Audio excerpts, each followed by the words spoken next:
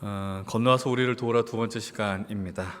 오늘 우리가 택한 사도행전 4장의 말씀을 우리가 온전하게 이해하기 위해서는 바로 직전의 말씀인 사도행전 3장의 상황을 떠올릴 필요가 있습니다.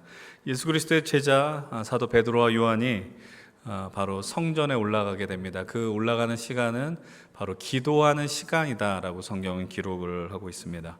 왜 그들이 기도하는 시간에 올라갔을까요? 간단합니다. 당연히 기도하기 위함이기도 하지만 그 시간에 사람들이 성전에 많이 몰려 있기 때문입니다. 많이 몰려 있는 그 시간을 택했다라는 건 상당한 의도성을 갖고 행하는 움직임이었습니다. 왜냐하면 그들이 예수 그리스도의 복음을 전해야 했기 때문입니다. 예수님의 복음을 전하기 위해서 한 사람이라도 그 복음을, 하나님 나라 그 말씀을 전하기 위해서 그들은 이 기도 시간을 선택하였습니다. 그런데 예상하지 못하게 예루살렘 성전의 미문이라는 곳에서 한 구걸하는 사람을 만나게 됩니다. 그 구걸하는 사람은 과거의 성경에는 안진뱅이라 표현되어 있고 이제 최근에 번역된 성경에는 나면서부터 걷지 못한 사람이라 표현되어 있습니다. 그 사람은 태어났을 때부터 선천적인 장애를 갖고 태어난 사람입니다. 한 번도 걸어본 적이 없었던 사람이었습니다. 근데 그들이 베드로와 요한이 성전 미문을 지나가자 그 구걸하는 걷지 못한 사람은 그들을 바라보며 무엇인가 얻고자 하는 표정을 짓고 쳐다보게 되죠. 그때 유명한 하나의 말씀을 베드로가 그 사람에게 던지게 됩니다. 사도행전 3장 6절의 말씀이죠. 베드로가 이르되 은과 금은 내게 없거니와 내게 있는 이것을 내게 주노니 나사렛 예수 그리스도의 이름으로 일어나 걸으라. 나에게 은과 금은 없다라고 이야기합니다. 당신이 내게 은과 금을 구걸하지만 나는 그것을 줄 것이 없습니다. 그러나 내게 있는 것으로 당신에게 줍니다라고 이야기합니다. 내게 있는 것은 무엇입니까? 바로 나사렛 예수 그리스도의 이름의 능력이었습니다. 그리고 선포합니다. 일어나 걸으라. 어떤 일이 벌어지죠? 이 위대한 선포 이후에 한 번도 걸어보지 못했었던, 뛰어보지 못했었던 이 사람이 걷고 뛰었다라고 성경은 이야기합니다. 그리고 자신을 치유하게 하신 하나님을 찬양했다라고 이야기하죠. 기적이 벌어지는 것입니다. 놀라운 사건이 벌어지게 됩니다. 그 사건이 벌어지게 되니까 어떤 일이 벌어지겠어요? 사람들이 다 놀라기 시작하고 이 상황을 다 주목하기 시작합니다. 왜냐하면 이 사람이 걷지 못한다라는 것을 예루살렘 성전을 드나들었던 사람은 다 알고 있었기 때문이죠. 근데 그 사람이 갑자기 뛰기 시작하고 걷기 시작하면 하나님을 찬양한다? 얼마나 놀라운 일입니까? 그 병을 고쳐냄을 이루었었던 위대한 선포를 했었던 이제 베드로와 요한을 붙들고 얘기를 하고 있는 거예요. 그들의 이야기에 집중하기 시작하는 것입니다. 그러면서 이제 베드로는 본인이 원하는 그 일을 행하기 시작합니다. 예수님의 복음을 전하는 겁니다. 하나님을 전하는 것이죠. 그러면서 복음에 대한 선명한 그 역사들 선포가 벌어지고 그러자 어떤 일이 벌어지는지 이제 사도행전 4장은 이렇게 이야기를 합니다. 사도행전 4장 1절로부터 4절로 이렇게 이야기를 하죠. 사도들이 백성에게 말할 때에 제사장들과 성전 맡은 자와 사두개인들이 이르러 예수 안에 죽은 자의 부활이 있다고 백성을 가르치는 것을 싫어했다라고 이야기합니다. 그래서 어떤 일을 행하냐? 3절은 말하죠. 잡았다라는 거예요. 감옥에 가뒀다라는 거죠. 근데 이튿 날이 저물었기 때문에 그 다음 날까지 그들을 감금했고, 그러나 그 감금 속에서도 4절 말씀을 들은 사람 중에 믿는 자가 많았다. 무려 남자가 5,000명이나 회심했다라고 성경은 이야기를 하고 있습니다. 이 말씀을 보면서 우리가 주목해야 되는 것이 있습니다. 여기 보면 우리가 사두개인이라는 집단이 있습니다. 이 사두개인은 우리가 익히 알고 있는 이 성경에 나오는 두 세력 가운데 유명한 하나의 집단입니다. 대립하는 집단이 하나 있었어요. 그들은 누굽니까? 우리가 익히 알고 있는 바리새인이 있었고 또 다른 한 그룹은 바로 이 사두개인들입니다. 바리새인들은 구약의 율법을 목숨과 같이 지키는 이들이었습니다. 그것을 지키기 위해서 바리새 팔을 만들었다라는 것이죠. 그에 반해서 상대적 저편에 있었던 이들은 누구냐? 사두개인들입니다. 사두개인들은 귀족 중심의 세력이고 또 어떤 정치에 또 고관여를 하는 사람들이었다라는 것이죠. 두 집단 다 모두 율법을 소중히 여기지만 바리새인과 사두개인을 가른 아주 중요한 지점이 하나 있었습니다. 그것이 무엇이냐면 사두개인들은 영을 믿지 않았어요. 부활을 믿지 않았다라는 겁니다. 반해서 바리새인들은 죽은 자의 부활을 믿죠. 그래서 예수 그리스도의 부활을 제자들이 전하게 될 때 사두개인들이 그 모습을 상당히 싫어했다라고 성경은 이야기를 합니다. 자신들의 사상적 배경과 맞지 않는 거예요. 그래서 잡아가뒀죠. 왜냐하면 사두개인들은 권력을 갖고 있는 사람들이었기 때문에. 전도했다고 잡힌 것입니다. 예수님을 전했다라고 해서 감옥에 넣게 된 것이죠. 이제 그들 앞에서는 새로운 하나의 종교 재판이 펼쳐지게 됩니다. 그들이 던진 질문은 간단합니다. 그 앞에 누가 있어요? 병 고침을 받은, 태어나면서 한 번도 걷지 못한 사람이 그 앞에 놓여져 있는 것이죠. 그래서 질문합니다. 너희들이 무슨 능력으로, 무슨 권리로 이 사람을 고쳤느냐라는 겁니다. 이제 오늘 우리는 이 본문의 현장에 좀 더 천착할 필요가 있습니다. 관심을 두고 그냥 하나의 성경의 위대한 사건이 기록되었다가 아니라 왜 이런 이야기들이 나오는가, 그리고 왜 사도들은 이런 대답을 할 수밖에 없는지를 관심을 갖고 들어가야 합니다. 지금 사도들은 위협을 당하고 있습니다. 여러분, 위협을 당할 때 우리는 바른 판단하기가 어렵죠? 우리가 아무리 정당한 어떠한 권리, 어떠한 마음의 답변을 갖고 있을지라도 우리를 위협하는 가운데 우리는 온전한 소리를 하기가 상당히 어렵다라는 것입니다. 다시 한번 이들의 질문을 유심히 보십시오. 너희가 무슨 권세와 누구의 이름으로 이 일을 행하느냐? 쉽게 말씀드리면 니네가 뭔데? 라는 거예요. 네가 뭐길래 이런 일을 행하느냐라고 이야기를 합니다. 한편으로는 베드로와 요한을 아주 얕잡아 보면서 하는 이야기이기도 하죠. 그때 성경은 이렇게 이야기를 합니다. 4장 8절로 9절의 말씀입니다.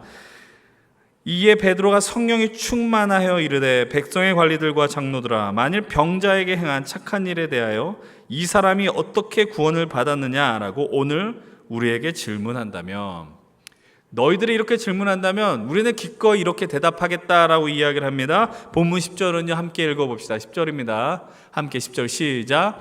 너희와 모든 이스라엘 백성들은 알라. 너희가 십자가에 못 박고 하나님이 죽은 자 가운데서 살리신 나사렛 예수 그리스도의 이름으로 이 사람이 건강하게 되어 너희 앞에 섰느니라.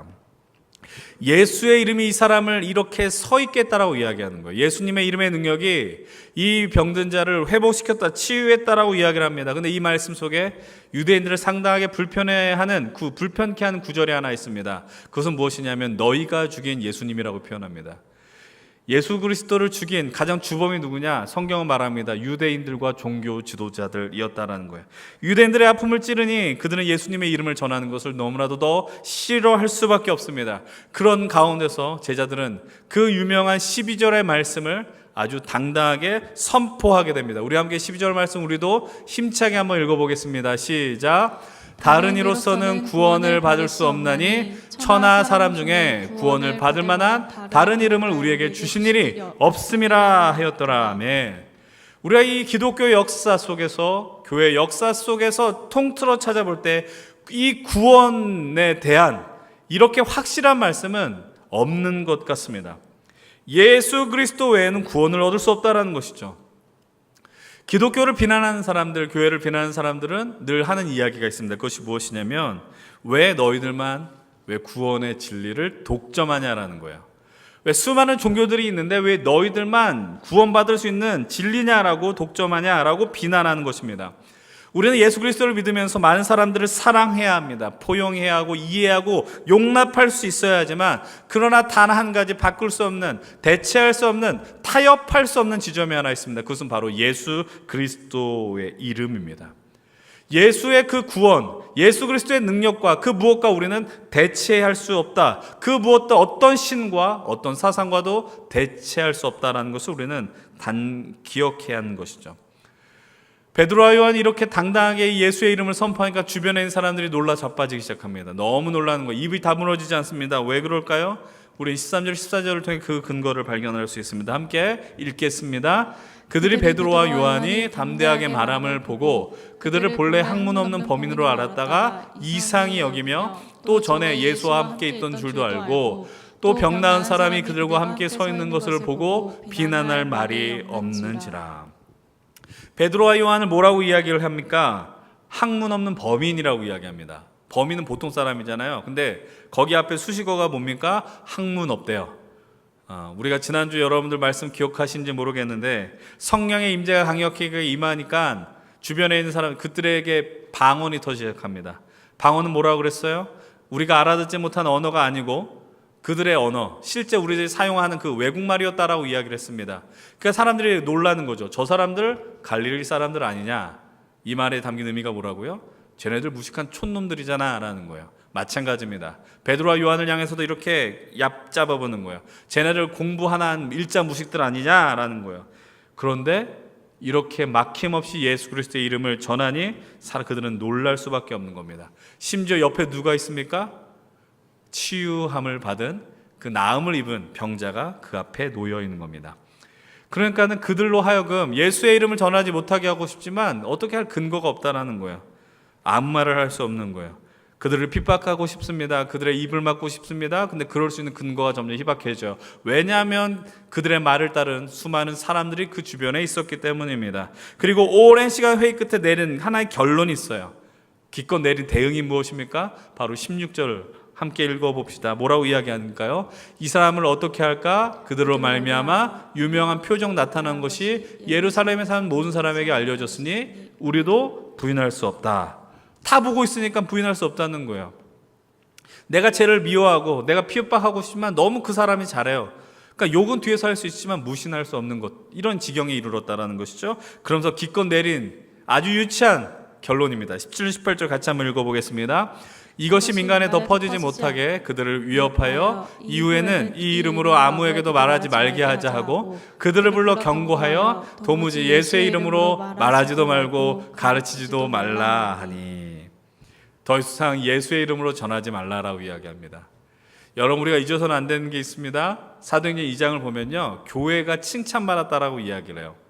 사람들이 칭송받았다라고 이야기를 해요. 왜냐하면 그들이 함께 서로 나누어 먹고 서로 돕고 그런 모습들이 사람들에게 감동을 줬거든요. 근데 언제부터 핍박이 벌어진지 아십니까? 예수의 이름을 말하기 시작함부터, 예수의 이름을 드러내기 시작함부터 그들은 핍박하기 시작하더라라는 겁니다. 여러분, 이 세상 속에서 가장 사람을 유치하게 만들고 저급하게 하는 하나의 방식이 하나 있습니다. 그것은 무엇입니까? 입을 막는 거예요. 말을 못하게 하는 거예요. 왜 입을 막습니까? 왜 말을 못하게 합니까? 그것이 진실이니까. 예수님을 믿고 유대교의 전통의 사람들이 떠나는 게 두려우니까 입을 막아버리는 겁니다. 그때 우리는 이후 13절 이은 정말 담대한 믿음의 선포의 말씀을 직면하게 되죠.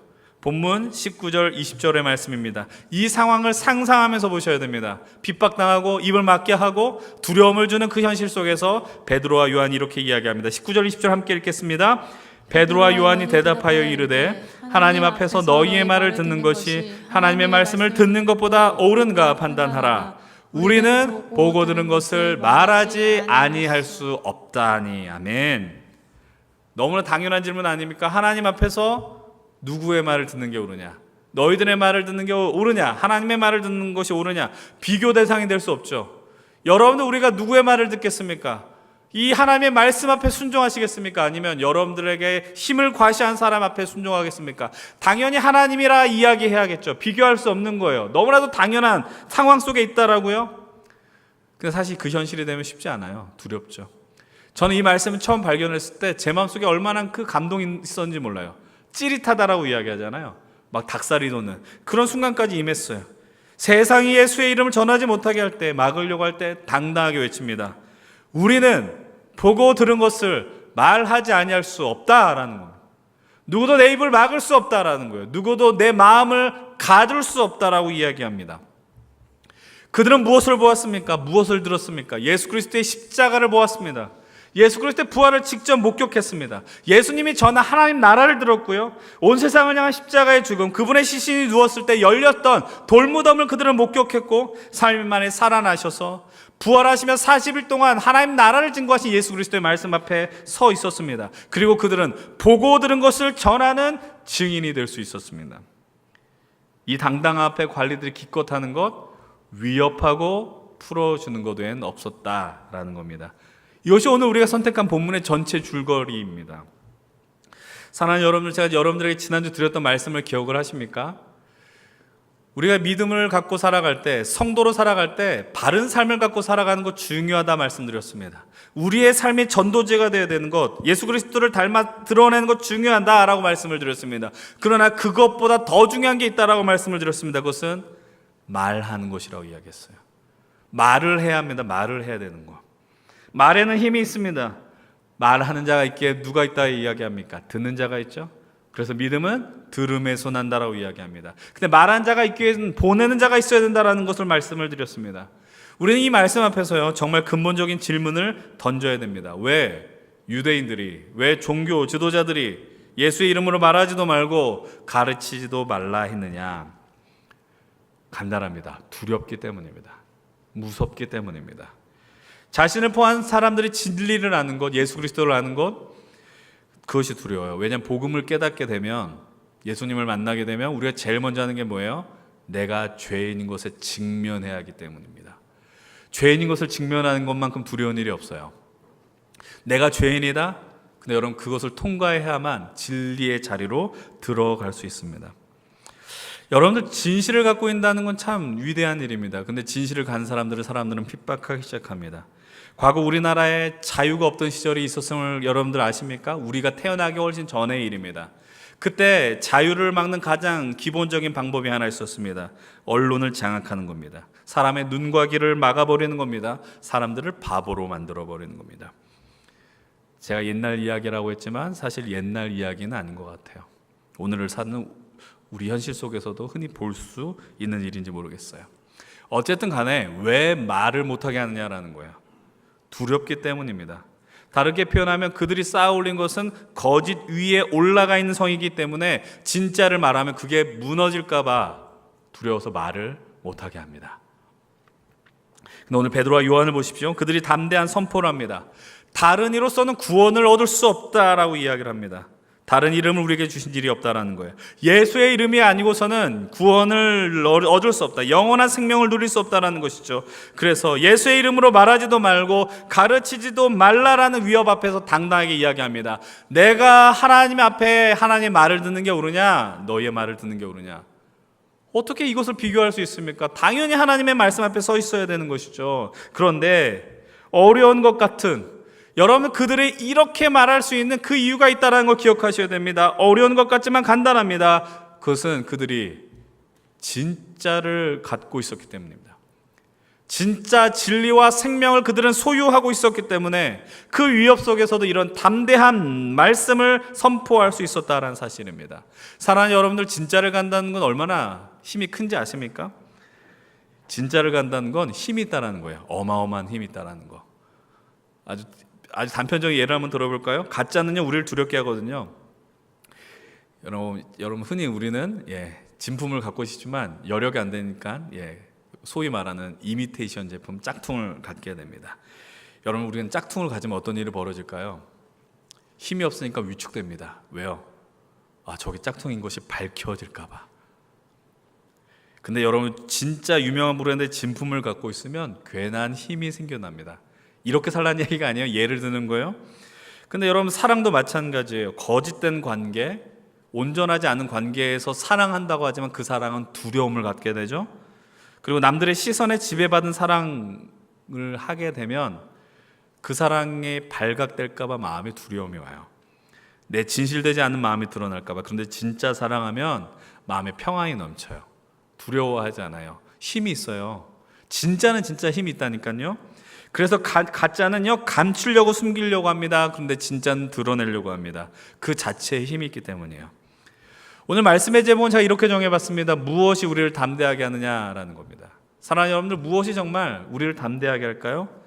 이 질문형 말씀 제목에 답할 수 있습니다. 사도들이 담대할 수 있었던 이유, 진짜를 갖고 있었기 때문입니다. 그 진짜는 무엇입니까? 바로 예수 그리스도입니다. 진짜를 갖게 되는 사람들의 특징이 하나 있습니다. 조급하지 않습니다. 여유롭고 담대하게 되죠. 이 상태의 말씀을요, 성경은 이렇게 고백해요, 표현해요. 그것이 무엇입니까? 요한복음 8장 32절의 말씀이에요. 진리를 알지니 진리가 너희를 자유롭게 한다는 겁니다. 진리를 아는 건 우리로 자유하게 한다는 걸 기억하십시오. 자유한다는 건 마음대로 삽니다의 의미가 아닙니다. 어떤 상황이 나를 목죄어오고 나를 두렵게 할 때 그것에 흔들리지 않습니다. 여유를 갖고 살아가는 거예요. 그게 자유함이라는 것이죠. 진리를 알지니 우리를 자유롭게 한다는 거. 앞에 예를 든 것과 연결되지 않습니까? 거짓 앞에 있으면 불안하게 됩니다. 그러나 진리 안에 있으면 참 평안과 사랑이 우리를 지배합니다. 왜냐하면 우리가 가지고 있는 것이 진짜이기 때문에 그래요. 진짜를 가지면 여유롭게 돼요. 근데 가짜를 갖고 있으면 두렵게 돼요. 여러분, 가짜를 지킨다는 건 참 힘겹다라는 것 너무나도 잘 알고 있을 것입니다. 이와 관련돼서 한 가지 이야기를 여러분들에게 들려드리려고 합니다. 예전에 미국을 들썩이게 했었던 한 사건, 여러분들은 잘 모르시겠지만 훨씬 태어나기 전의 일일 것입니다. 미국의 그러나 이름은 들어보암직한 미국의 정치 스캔들 사건, 워터게이트 사건의 이야기를 아마 여러분 기억할 것입니다. 지금 말씀드리는 내용은 닉슨 대통령의 전 고문이었었던 찰스 콜슨의 이야기, 그 자신이 쓴 러빙 갓이라는 그 책 내 제목에서 나눈 이야기입니다. 찰스 콜슨이라는 사람은 미국 교도선교회를 설립한 사람입니다. 그곳에서 복음을 전하면서 1993년에 종교계 노벨상이라고 불리는 우리나라의 한경진 목사님도 받은 상이기도 하죠. 템플턴 상을 받았습니다. 근데 그 전에는 어떤 역할을 했느냐? 엘리트 중에 엘리트예요. 변호사, 최고 변호사. 닉슨 대통령의 참모였어요. 근데 워터게이트 사건 때문에 연방교도소에 수감이 됩니다. 그러나 73년도에 하나님을 만났어요. 회심하고 러빙갓, 백악관에서 감옥까지. 이것이 교회다, 이것이 성도다, 수많은 책을 써 내려놓게 됩니다.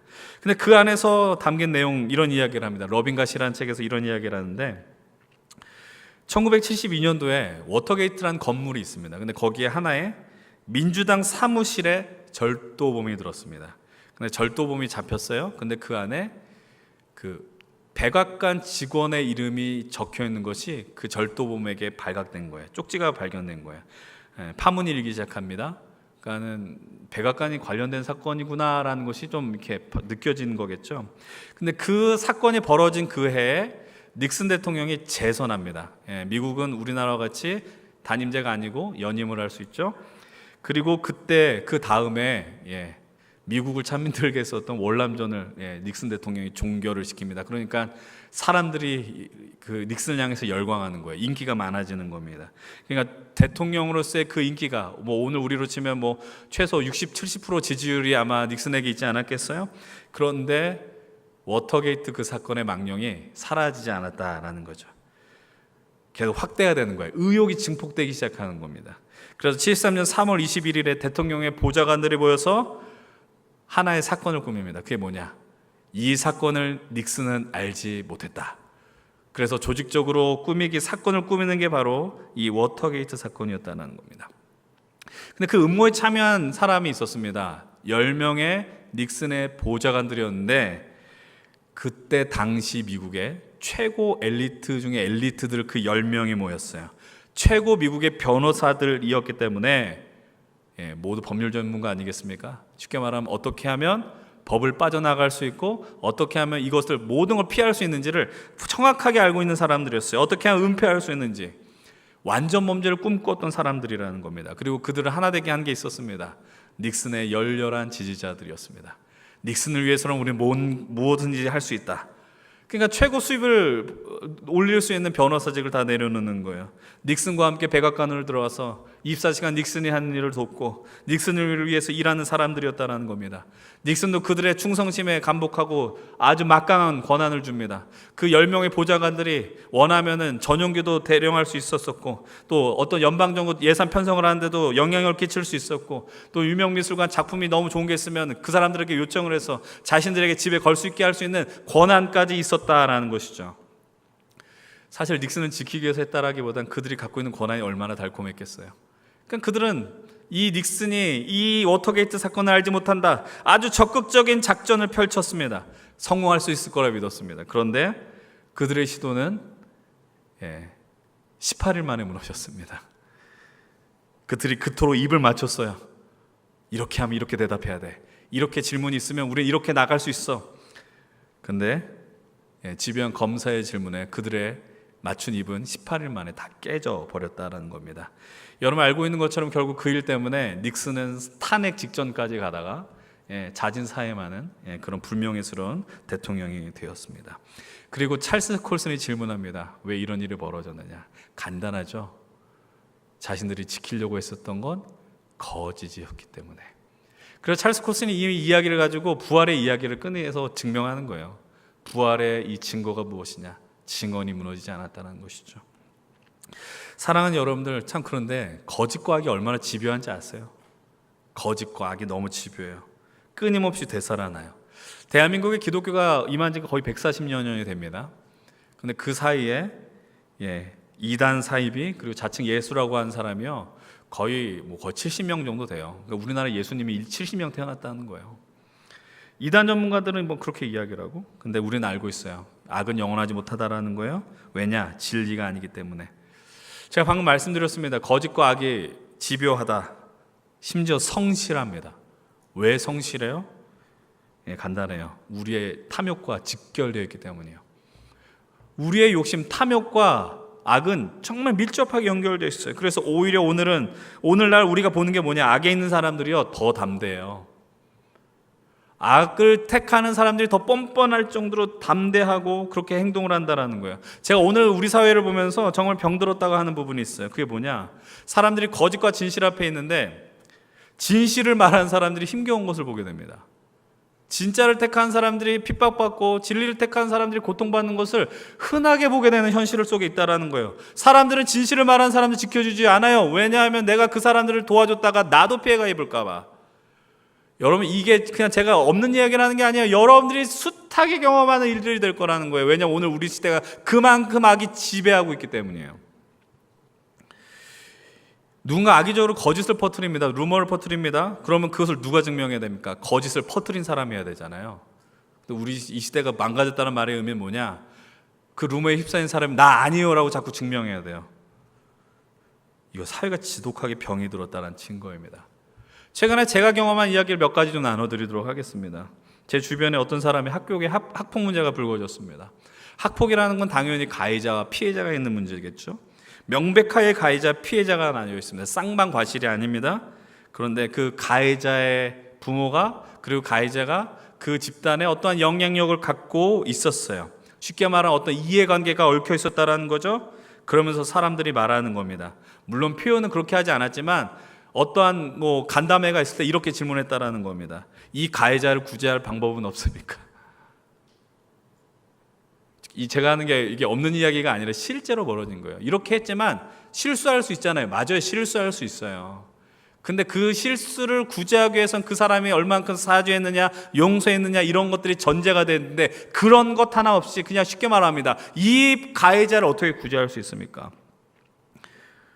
그리고 피해자를 향해서 뭐라고 하느냐? 너 때문에 우리 아이들이 잘하다가 분위기가 망가졌다라고 질책합니다. 사회가 지독하게 병들었다는 증거입니다. 과학한 표현을 드려 죄송하지만 미쳐 돌아가는 거예요. 이게 또 한 가지 화난 이야기를 제가 말씀드릴게요. 저도 최근에 들은 이야기인데 한 미션 스쿨에서 벌어진 일입니다. 미션 스쿨에서. 미션 스쿨은 뭐예요? 기독교 정신을 갖고 세운 학교이겠죠. 그 학교는 좀 더 신앙적인 교육에 열정을 내는 학교예요. 그리고 그 학교를 택했다라는 거는 우리가 기꺼이 아이를 신앙으로 키우겠다는 부모의 그 마음이 더 있는 어떤 행위 아니겠어요? 근데 그 학교에서 어떤 애가 되게 힘들었나 봐요. 가정에 어려움을 당하고 도망치고 싶고 그래가지고 어떤 일을 벌이느냐? 집에서 죽고 싶었는데 집에 앞에 그 아파트 옥상이 문이 잠겨서 결국 어디를 택했냐? 학교에서 투신했다라는 겁니다. 근데 불행 중 다행은 떨어졌는데 나뭇가지 같은 거에 걸려서 죽지 않았다라고 그러더라고요. 근데 그날이었는지 그쯤 벌어진 잘 모르겠는데 그 학교 미션 스쿨이니까 학부모 기도회가 있지 않았겠어요? 근데 그 자리에 참여했던 학부모의 대화가 이랬다는 거예요. 그 투신한 아이를 걱정하고 아니면 투신한 아이의 가정에 대해서 안타까우고 이런 이야기가 아니라 하필 왜 학교에서 투신했냐라는 거예요. 왜 하필 학교에 투신해서 아이들 왜 이렇게 학업에 집중하지 못하고 학업분위기 깨트렸냐, 원망했다라는 거예요. 여러분 이 이야기를 들으면 어때요? 화가 나죠? 저도 지금 얘기하면서 화가 많이 납니다. 여러분 학부모 이 사람들 예수 믿는 사람들이에요. 예수 믿고 아이를 그래서 기꺼이 기쁜 마음으로 미션 스쿨에 보냈을 것이고, 근데 이게 예수를 믿는 겁니까? 예수를 믿는다고 하지만 그들은 진리를 알지 않았습니다. 진리 안에 거하지 않았습니다. 자신의 탐욕과 정욕에 사로잡혔고 진리로 인해서 담대한 것이 아니고 악에 담대하게 되었다라는 겁니다. 이런 시대를 우리가 살아가고 있다라는 겁니다. 남의 이야기가 아닙니다. 여러분의 삶에 진출하면 숱하게 보는 그 현실이 오늘 제가 방금 이야기한 내용들이라는 것이죠. 이렇게 악이 지배하고 병들어간 세상 속에 그렇기 때문에 우리가 취해야 하는 태도는 더 명확하다라는 겁니다. 이 진짜를 붙들어야 된다는 거예요. 진리를 붙드셔야 돼요. 이 진리는 누구로부터 비롯되냐? 예수 그리스도로 비롯되는 것이에요. 예수 그리스도의 생명으로 우리가 그분을 누림으로 참 자유함을 누리게 되는 것이죠. 오늘 말씀 속에서 베드로와 요한이 경험한 상황이에요. 예수의 이름으로 말하지도 말고 가르치지도 말라라는 것. 여러분, 이 이야기가 2000년 전에 멈춘 이야기입니까? 아니요. 오늘 현실도 마찬가지라는 거예요. 오늘 여전히 사람들은 우리에게 은근히 말합니다. 종교 이야기는 우리를 불편하게 하니까 하지 말자라는 겁니다. 때와 장소를 가려서 해야 된다는 이야기입니다. 틀린 말이 아니에요. 맞아요. 그런데 우리는 지금 종교를 이야기하는 게 아닙니다. 생명을 이야기하는 것입니다. 진리에 대한 이야기를 나누고 있는 것입니다. 오늘과 같은 시대에 많은 사람들이 이야기합니다. 제가 아까 전 말씀드렸던 것처럼 왜 너희만 진리를 갖고 있느냐. 그래서 많이 써먹는 거 이것이죠. 산에 올라갈 때 정상에 올라가는 길이 한 길이냐? 아니다. A 코스도 있고 B 코스도 있고 C 코스도 있다라는 겁니다. 너희들이 진리에 도달하는 것, 기독교만 있는 게 아니라 불교도 있을 것이고 이슬람도 있을 것이고 수많은 종교가 있는데 왜 너희만 진리라고 이야기하느냐라고 말한다는 것이죠. 그렇게 종교다운주의, 혼합주의가 우리 시대를 덮고 있습니다. 근데 포기할 수 없잖아요. 다시 한번 이야기하지만 어려운 사람들 품어야 되겠죠. 심지어 여러분 주변에 동성애자들이 있습니까? 친구입니까? 그럼 그 사람들을 여러분 저주하겠어요? 친구인데? 품을 수 있는 용기는 있어야 되겠죠. 근데 그거를 이해하고 받아들이고 그걸 인정하는 건 다른 영역이라고요.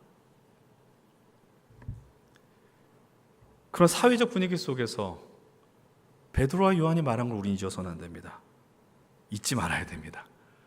하나님 앞에서 하나님의 말을 듣는 게 옳으냐? 너희의 말을 듣는 게 옳으냐? 대답을 이미 다 알고 있어요.